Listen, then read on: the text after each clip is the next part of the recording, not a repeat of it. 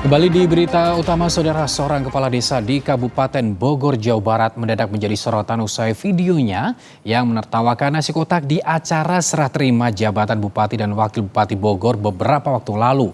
Pemkab Bogor melalui wakil bupatinya pun akan melakukan pembinaan terhadap kades itu. Ini saya bawa apa? Bawa berkat.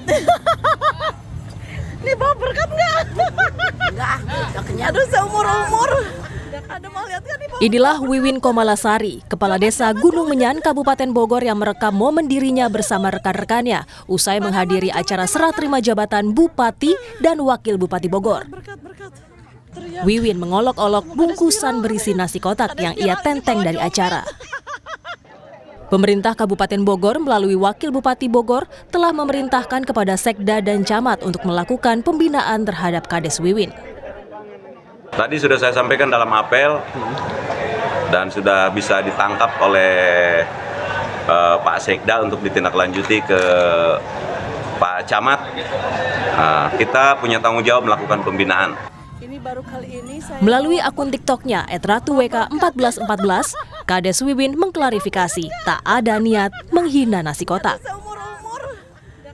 Sebetulnya kita tidak ada niatan untuk menghina ya, melainkan seru-seruan gitu.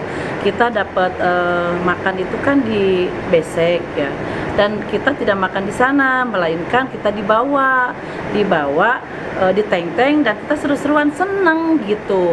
Nah, mungkin di situ ada kata-kata geli.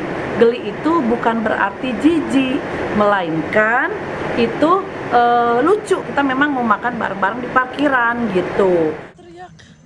Sadar videonya telah memicu kontroversi, Kades Wiwin pun menyampaikan permintaan maaf dan menegaskan tidak ada maksud menghina makanan atau pihak manapun. Niko Zulfikar, Kompas TV, Bogor, Jawa Barat. Ada mau lihat kan nih, bawa berkat.